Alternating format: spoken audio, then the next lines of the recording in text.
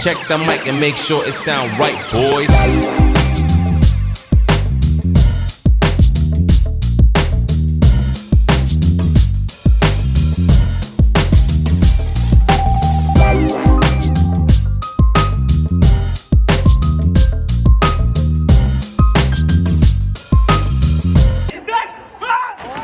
Салам достор, сиздер менен артист KG YouTube каналы, мен Азамат Санов.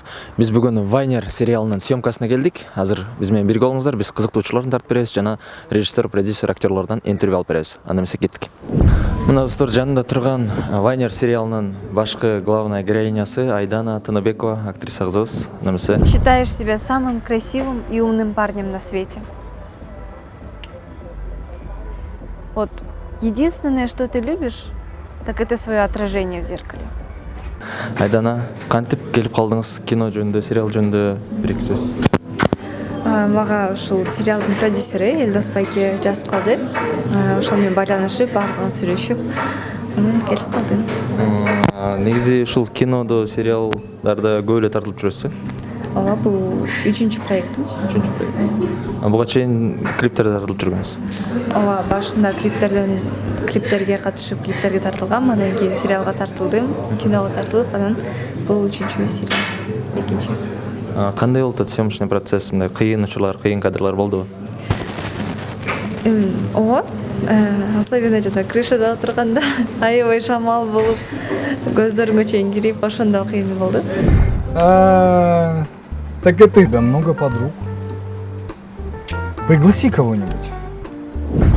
Аттар менен да тартылып жүрдүңүздөр, кадрлар болчу, аттар менен шаардын четине барып тартылып келдиңиздер. Ошол жакта ат минип ары бери бастырган кыйын болду же аттын үстүндө жакшы эле минесизби атты? Башында кыйын эле болду. Аттар баспай эле местосунда турду. Бирок андан кийин уже көнүп калып, үйрөнүп кетип жакшы эле болду, сонун экен. Лучше налетом такая, да? Давай.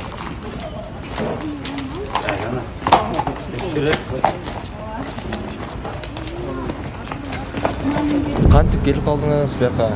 Эмне, ким аркылуу, образыңыз кандай, ошол жөнүндө бир-эки кыскача. Ачыгын эле айта берейин. Ачыгын. Эми бардык эле кинолорго тартылгандай эле через постель келген. Кастингге келипчи. Элдос сөзү баалап баа депти да.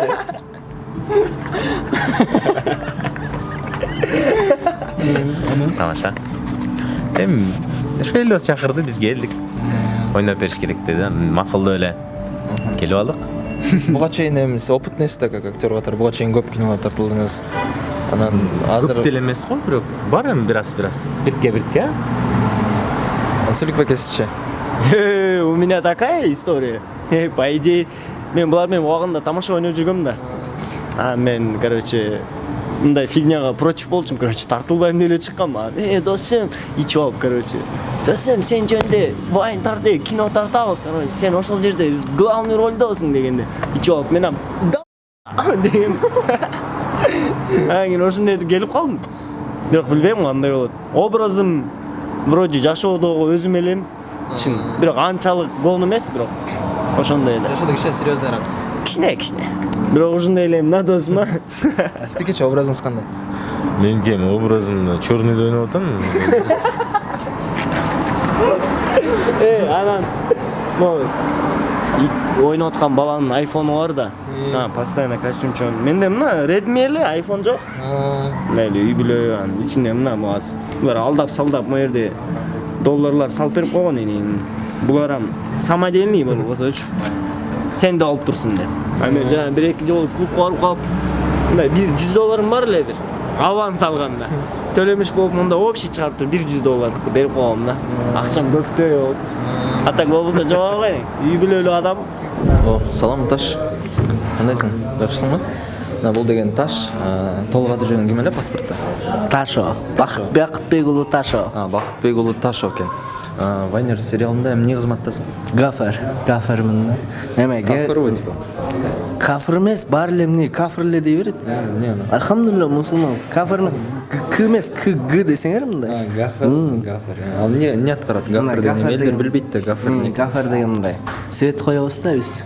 жана съемка болуп атканда сонун жапжарык болуп тартынат го. Тартынып эмес, тартылыпчы. Ошондой да. Электрик экенсиң да свет койсоң. Жак, электрик деген башка да байке. Башка. Ошо башка. Айга чаппаңыз деп канча айтам. Неге? Жөнүнө чаап, баары эле чапкыла берет мени. Элдос байке чабат, продюсер чабат, режиссер чабат. Бек деген майка бар, ошол күндө чабат. Оператор, э? Оператор, главный оператор. Ал ошо Нафиг чапкылайт дейм да. Тура. бир күн жыга жабасың да, жиним келген. Жан, жиним тапта капелка сыяктуу да менин жинимчи. Жок, губкадай. Бул жакта Вайнер сериалында айлык маянаңыз канча? Ал дегенчи жана. Биздин продюсер бар, Элдос дегенчи. Элдоспу, Элдос эмеспи? Жок, Элдос. Ошонун манайына жараша да. Кээде эме берет. Мен сага 50 сом дейт да. Жыргап мага дейм да. Соп келе калчу дейт да. Мен ойноп калдым таксист. Давай болуп гөнтет деп. Анан Айнуржеге айттым. Ичинен тартып алды биздичи. Тартып алып, короче, сыртынан да машинаның сыртынан тартыш керек да. Резкий токтогончу. Айнуржеге айттым, баса берейин десем, баса бер деди да. Кетип баратабыз, ал мен мунтту айдап бараткан. Сценарий да бар да. Мунтту анан деп аттым, тормоз тептим да. Десем, Айнурже келип чыгып панель жүздү да. Эшикке чыгып алып мен күлкүм токтобойт. Токтобой турсам, Айнурже да күлүп алып ойноп атат. Жан чыгып келет да жеке.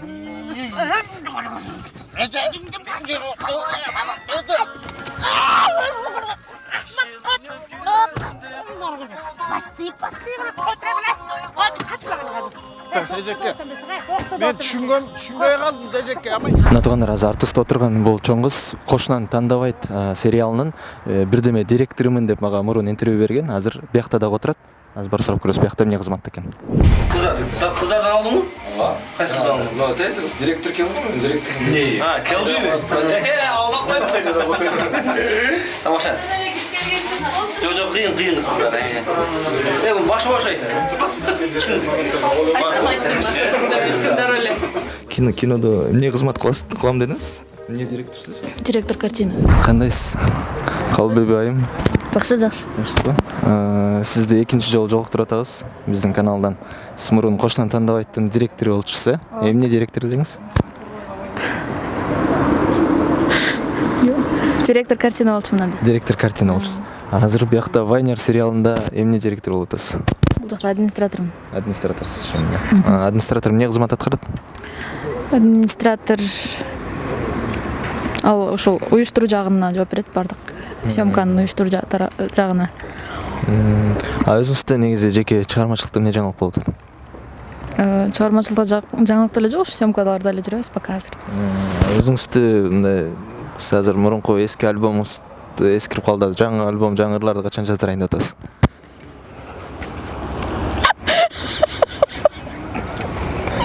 Актерлордун арасында эң кыйын кайсы актер менен татаал болду роль аткарыш? Андай жок деле го. Баары менен оңой. Ооба, баары менен оңой эле. Съемка аябай жеңил, интересный, сонун өтөт. Азыр камерага эле ушундай атасызбы же чын эле ошондой? Жок, чын эле. С удовольствием приходишь на съемки. Адик беке, сиз дагы мындан кийин кайсы кинолорго тартылайын деп атасыз жакын арада? Мен апам махабат 2, чиркен номер 2, министрдин кызы махабат 4-кө тартылайын деп атам. Президент Кунг-фу панда 4-кө. Президент жана бомж 6-качы. Ошо кинолордон сунуш күтүп атам. Режиссерлар эси көрүп атса чакырып коюңуздар деп. Өзүңүз эмедечи, чыгармачылыктачы жаңы ырларды качан күтөбүз? Мен ырчуу элем, э?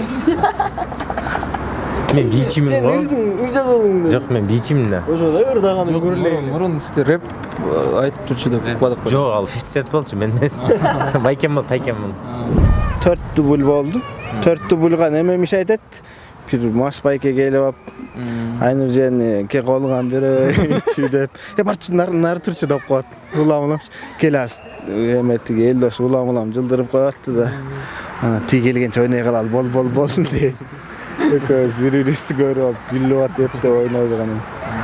Эң кыйын кадр ушу Вайнер сериалынын баягы бүт баардык съемкасынын арасынан эң кыйын кадр кайсы болду? Эң кыйыны деген короче, НТС'те студияда съемкалар бар болчу.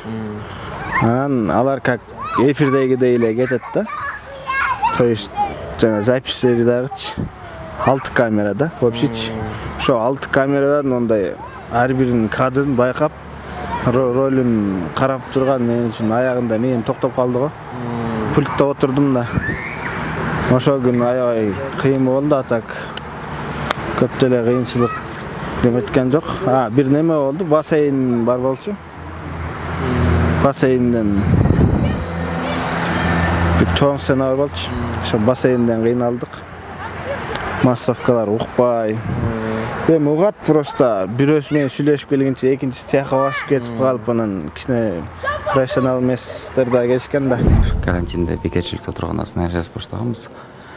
Анан өз үстүнө жашообуз чагылдырып калды дегенбиз. Көпчүлүк КВНден чыккан балдар, жашоодо өзүн таппай кыйналып калгандар көп да, арабыздан. Анан ошолор жөнүндө бир мындай чагылдырып комедия кылабыз деп эле башында план боюнча мындай болчу. Где-то бир 5-6 серияли ашып кетсе бир 2-3 миң доллар коротуп эле тартып коебуз. Өзүбүздүн каналыбыздын өнүгүшүнө эле салым болсун депчи.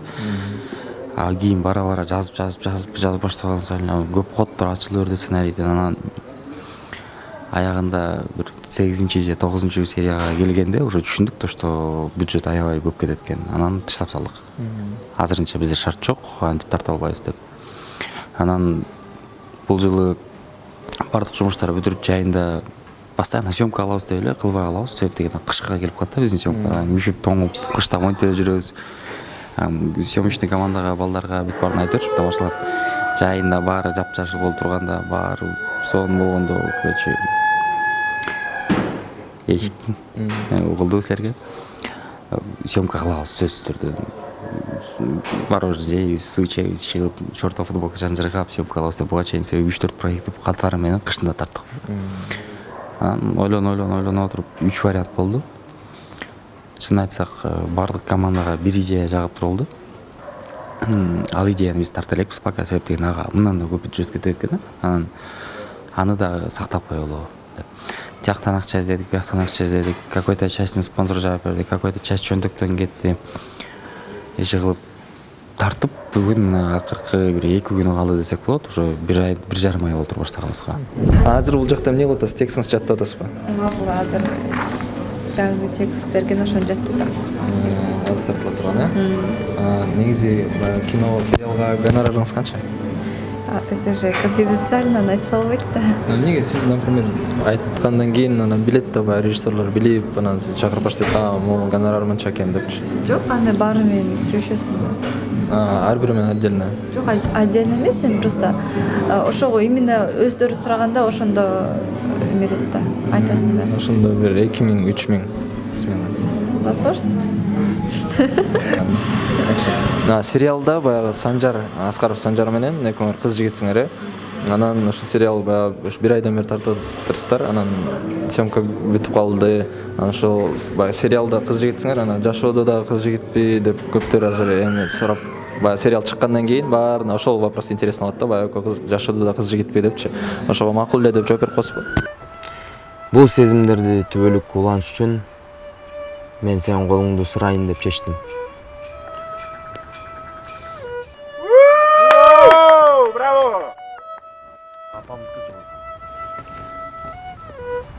Жарым болууга макулсуңбу? Жок.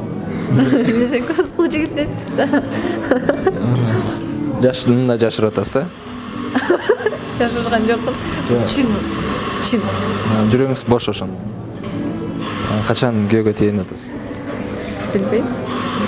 Качан табам ошондо. Таба элексизби десем? Жок да. Эми азыр мага эрте да еще. 18 жашта элемин да. 18 эле. Ооба. Эми кыз кишиден 18 жашта эле тийиш керек. Мына биздин оператор бала азыр кыз деп билинейин деп турат. Жок, мен азыр ойлойм, мага эрте деп. Азыр еще не собираюсь выходить замуж. Эмечи айтып кетесиз, көп кино тартып жүрөсүз да. Анан башка эмелерден, командалардан, съемочный группаданчы биз бул Вайнер кандай айырмасы бар экен, өзгөчөлүктөрү? Эми бул жерде каалаганда келсең болот, ошонусу жагат аябайчы. Например, эртең менен 9га десе кечки саат 7ге деле келе берсең эчтеке дебейт. Уктап шашпайчы. Плюс здесь все свои. Кстати, одним из инициаторов уж Адилет болгон. Мен өз барбайм дегем. Буларды, короче, кидайт этем дегем да. Барбай коем депчи. Читкасына. Адик чалып алып, досум, мен да тартылам. Кел энди үчөөбүз бирге доспуз го деп Санжар главный ролда дос болду. Ошондой талып тарайын тетем yo деп. Мен сөзгө турган бала болсом атайын келдим ошо. Анда гонорар мага бирдек алып бересиңби? О, досум, не алып берейин досум сага? Сыр болбосочу Сулик байке, сиз баягы көп актерлор негизичи гонорарын айтпайт да. Сиз эми бул кинодон башка киного тартылбайм деп атасыз, ошон үчүн гонорарыңызды айтасызбы, канча алып атасыз кинодон? Күндө $500. Айта берейинби, посигили? Айт. Билесиз. Короче, дос катары мага 2,5 миң сом берип атат болуш керек. 2,5 миң бербесем керек, билбейм. Ал элекмин бирок. Аягында берем, досум, аягында берем деп жүрөт ошондой. Менден сурабайсыңбы? Сиз эми айтпайсыз да. Мен тамак эле иштеп атам. Бул идея негизи кимден келип чыкты? Вайнер аттуу сериал ушундай тартыш каяктан келип чыккан идея? Идея деген Элдостук го. Элдос Аскарбековдук, кинонун продюсери, сценаристи. Полностью өзүнө таандык. Кыргызча сүйлөп атам, таандык. Элдостук эле. Азыркы Кыргызстанда бүт баары эле кино жаатында жүргөн студиялар азыр баары эле сериал тартып, сериалга өтүп кетишти. Ошого эмне себеп деп ойлойсуз? Биринчиден рынок алмашты. Кадимкидей азыр көпчүлүк айтсак таң калса керек, бирок илгери кино тартабыз деп спонсорлорго барса оңой берчи акча. Реклама кылып беребиз, ал жак бул жагын дейчи. Анан суммалар да башка болчу экен. Эми биз угуп калабыз четинен илгери байкелер ушундай бир жөн спонсорлорго $50 миң, $100 миң алып алыш экен деп. Ал кезде ошондой суммага жакшы кино тартылса болмок да. Азыр барып $10-15 миң алыш өтө кыйын, өтө оор жумуш. Аны биз эле түшүнөбүз, продюсерлер. Анан жетпегенин всегда бүт бар чөнтөгүнөн кошот уштап проект чыксын деп. Всегда минус кетет. 30 күн съемкалап жүрүшөт да, аягында юбилейсин көрбөй зомби болуп калат. Мен бүгүн офисте жаттым, башым жуулу элек, көздөр илешип атат себеп дегенде ар бир бүгүн тартылып аткан эпизодду мен жаңадан жазып келип атам. Мен продюсер болуп, походу еще сценарист болуп, аябай мындай кыйналып калдым да. Бирок ушул кыйынчылыктын баары биринчи серия чыкканда как будто жоктой эле болуп калды да. Элдер сонун болуп турса, просмотрлар жакшы кетип, элдин баары мактап, көчөнүн баары эле ушул жөнүндө сүйлөшүп баштаганда кадимкиден утулат. Сериал эмне үчүн чыга баштады? Себеп дегенде бул реклама жактан бир аз выгодныраак. Кинону сен бир коесуң, ошо менен болду. Сериал кетип атканда, то есть 3 ай бою сен реклама бергенге мүмкүнчүлүгүң бар.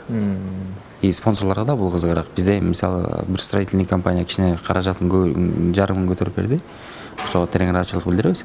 И алар болсо ошол берген акчасына мына толук кандуу реклама алып алат, өздөрүнүн пайдасын чыгарып алышат. То есть кийинкиде барганда дагы буларга выгода бар да.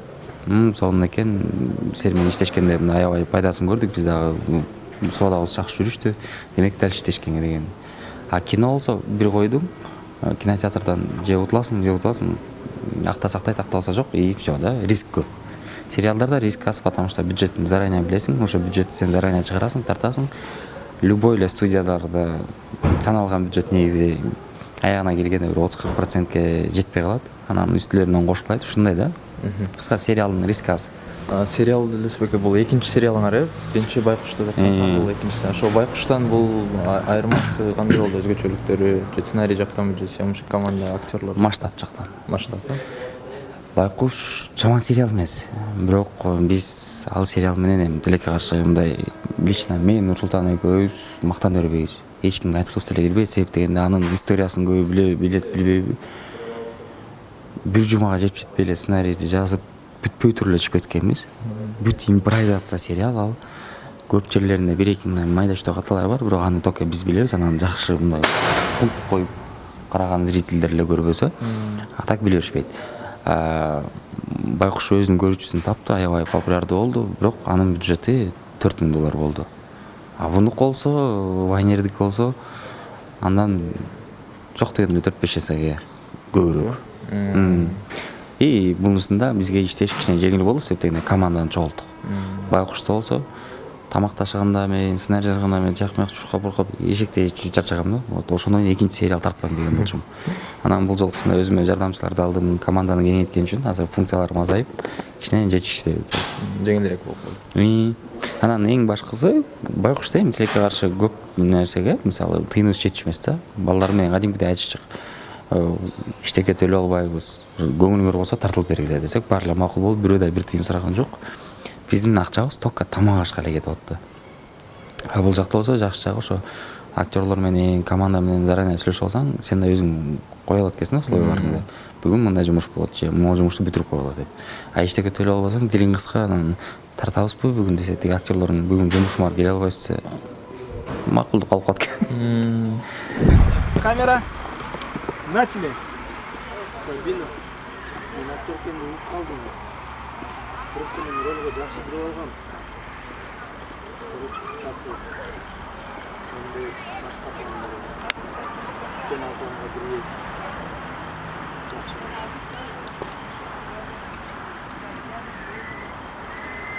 Чыгармачылыгыңызда эмне жаңылык могу сериалдардан башка сфераны көрүп сиз билесиз дагы, бирок? Ооба. Игорь Бабин. Ооба, канча көп жылдан бери Берекеде билем, Береке би ансамблинде. Ал жакта да күн сайын съемка, выступление болот. Бул жакта съемкаларым болбой калганда ал жакка барып билейм, ошентип. Кантип жетишип атасыз ушунча көп съемкага? Ой, иногда суранып турам выступлениялардан. Бош болгондо барам. Да, мындай суроо. Съемка учурунда бир нерсени аткара албай, мындай ыйлаңыз келип, аябай жеткире албай, же режиссерду урушуп коюп, ошондой ыйлаңыз келген учурлар болдубу? Ушул сериалдабы? Сериалда. Жок, боло элек. Бакытчыл. Съемка учурунда такыр ыйлаган эмес. Жаңы эле съемка из-за того, что сценарий ушундай болгон үчүн кичине ыйладым. А так, мындай ойналбай, антип ыйлаган жокмун.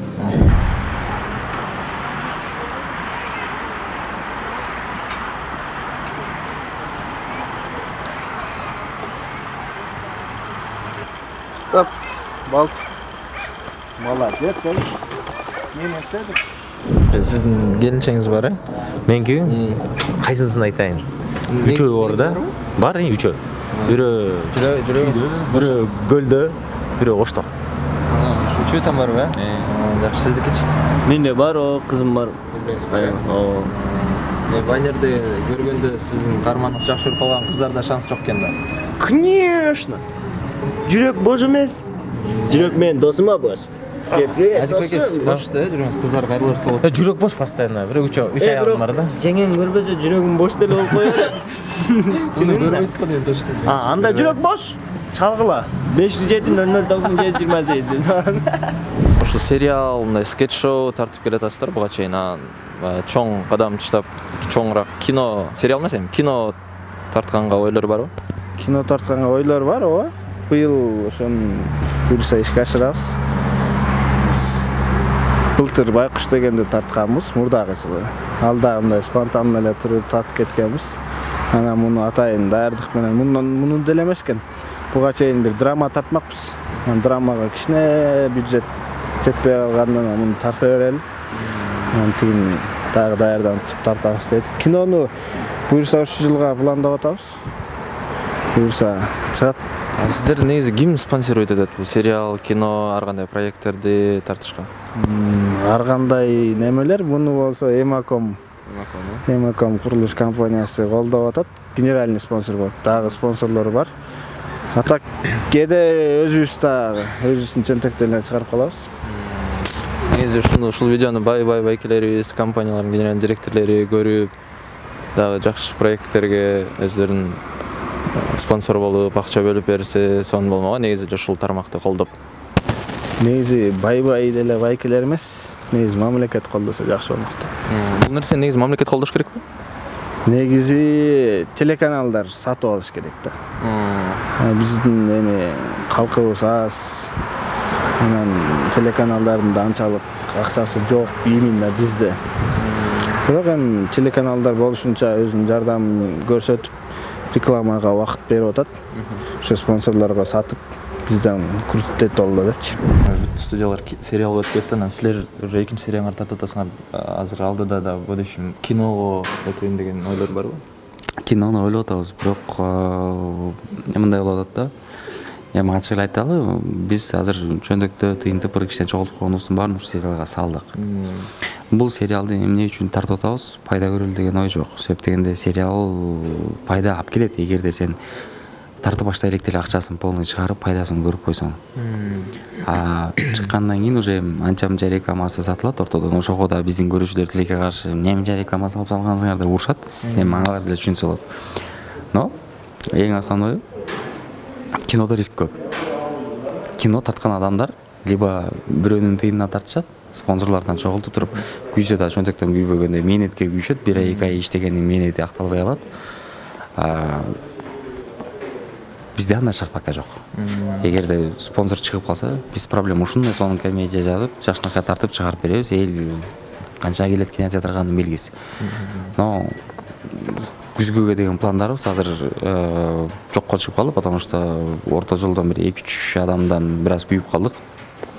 Сериал башталып атканда бар эле көп эле давайте баштай бергиле, колдойбуз, тыйын маселесин чечип беребиз дегенден бар эле жок болуп кетти. Анан аягында ушунча баштагандан кийин артка жол жок. Анда болгон жөнтөктө тыйындын баарын алып чыгып кетти да, кыскасы. Көп нерсе алам деген акчам кетти. Буга чейин кайсы кино сериал тартылдыңыз? Буга чейин Эфир деген сериалга тартылгам жана азыр аябай популярный болуп аткан, Эмечи, ошол Эфирдеги съемочный команда менен азыркы команданын айырмасы эмнеде? Ким менен иштеген жакшы экен? Андай болбойт да. Мындай карасаң, чынын айтканда эле эки жактың жакшы экен. Тиги жакты Эфир дагы бардык командабыз жакшы, барды мен жакшы мамиледебиз.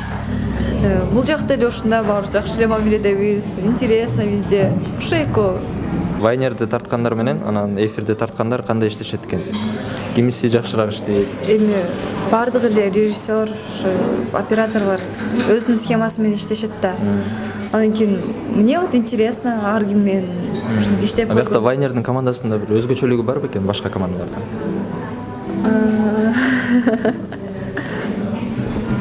Баары эле эки-экиден жүрүп кете беришет экен. Ооба. Бири-бирибизди күтүп отурабыз. Жакшы.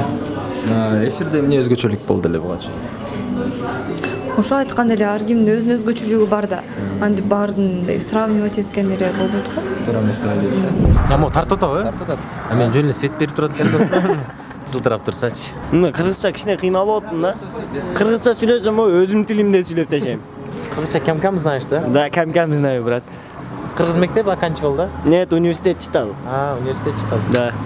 Что хочу сказать. Наверное, самое главное процветание. Вот я верю в то, что мы по-любому как-то улучшим ситуацию в стране. Все поднимется, все будет лучше, но это не от нас зависит. Мы стараемся, молодежь, да, вливаемся в новые темы, но нас поддерживают лишь друзья. Башка сиздерден башка студиялар, например, жана 1-1 студия дегендер Казакстанга иштеп атышат да. Мына сиздерде да башка СНГнын уровенине чыгып же Казакстандын рыногуна чыккан ушул сферада ойлор барбы? Ооба, сөзсүз. СНГ деле эмес. Мен негизи кыялым немеге чейин бар. Netflixке чейин, Россияда эмес.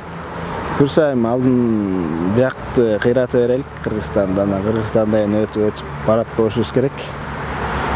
Акырындан киноиндустрия өсүп келатат.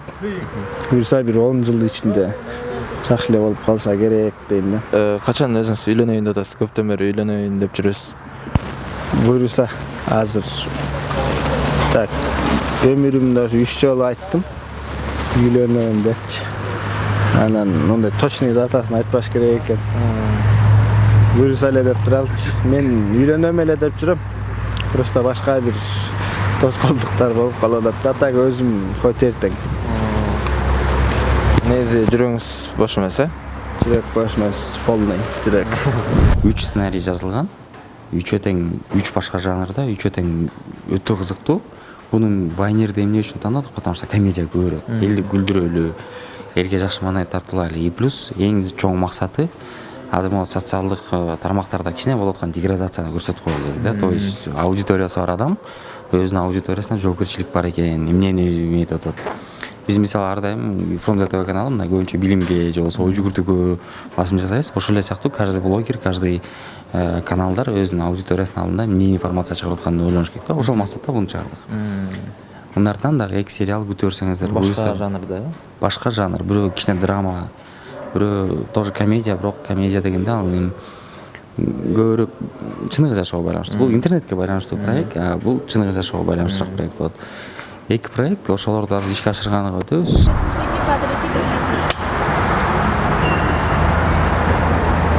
Азыр өзүм деле жаңы баштатам, ошондуктан Сен эмгек сиңирген элерди алып койдуң, уже? Это как сарказм звучало, ладно. Эми кеңеш кандай кеңеш берем? Вот жаңы чыгып кеткан азыр сен 18десиңби, 15-14 жаштагы кыздар, балдар кантип киного кызыккан, тартылам дегендер кантип тартылса болот? Ооба, мага да жазышат, ушун кичинекей кыздар, мен да ушун тартылгым келет, эмне кылса болот мындай деп. Азыр интернетте бүт жерде эле кастингдер болуп атат, ошол жактарга катышып, бир кастингден болбой калса экинчисинен болот, ошондуктан талыкпай эмгектенип, кастингдерге барып, не опускайте руки, всегда вперед. Чоң рахмат. Бештер. Жаңы чыгып аткан жаңы муунга эмне кеңеш берет элеңиз? Кыла бериш керек. Только кыла бериш керек. Ошентип үйрөнөт. Анан ооба мен мындай бул жетпейт, тиги жетпейт десе жүрө беришет. Кыла бериш керек. Кинону көп көрүш керек. Жана мисалы сыйлыктарды алган кинолорду, элдин көп көрүүчүлөргө ээ болгон кинолорду көрсө эле ошондон үйрөнүшөт. Анан ар бир режиссердин, белгилүү режиссерлордун мастер-класстары бар. Аларды деле көрсө болот. Не обязательно окуп. Мисалы дүйнөнү дөңгөрөткөн Тарантино окуган эмес да. Сиз ушул жерден суроо, сиз окудуңузбу режиссерскийди? Мен режиссурага тапшыргам, бирок улантып кеткен эмесмин, бүткөн эмесмин да. Азыр бирок ниеттер бар. Кайра тапшырып окуп. Кайра тапшырып окуп. Бирок азыр уже иштеп кеттим да. Эми бир бош убакыт табып, анан ошентип окубасам азыр окуганга мындай киришип окуганга убакыт жок болуп атат. Чоң рахмат Мырзабек, сон маек болду. Кайсыл жактан көрбөңүздөр, ар дайым мекениңиздерди сүйүңүздөр, мекениңиздерге болгон сүйүүңүздөрдү бир гана мен кыргызмын деп калп эле тошкак кыла бербей, бир какой-то далил менен көрсөтөлү. Жок дегенде мекен жөнүндө жакшы сөздөрдү айтып туруш керек. Кыргызстан жаман, Кыргызстан мындай, анан биз мындайбыз деп өзүбүзчө түшүрсөк, бизди башка бирөө келип көтөрүп койбойт. Мисалы орустар келип кыргыздар силер жакшысыңар дебейт. Кыргызды кыргыз көтөрүп коет. Ошон үчүн давайте бири-бирибизди колдойлу, бири-бирибизге жакшы сөздөрдү арнайлы, анан эң башкысы аман эсен бололу. Сон сиздер чоң рахмат. Check the mic and make sure it sound right, boys.